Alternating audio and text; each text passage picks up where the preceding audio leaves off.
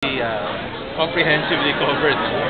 It took what, 17, 18 years before we finally got to complete the circle. But that was really something that was contemplated from the start. It was also partly influenced by the shape of the property, so you really had to find a way to get to every single corner in as simple a manner as possible. And that's why we came up with that circular circulation, and then we had spokes all leading to the activity center. This latest wing, finally we get to complete that route. We also use this as an opportunity to create a more upscale feel because of the type of stores that we'll also be having in this new wing. Would also be a little bit more upscale.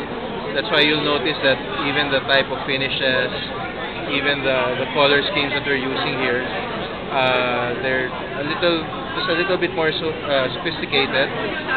But of course, the rest of the older portions of the mall, little by little, will also be upgrading those, so that it doesn't get left behind in the process.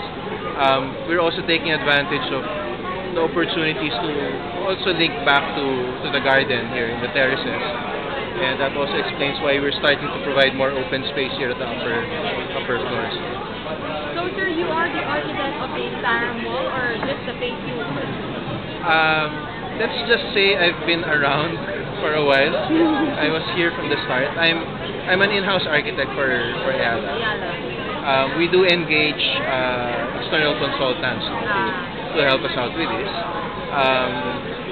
I've been very fortunate to have been around to dip my fingers in it and sort of influence how things happen. I also serve as historian to a certain extent.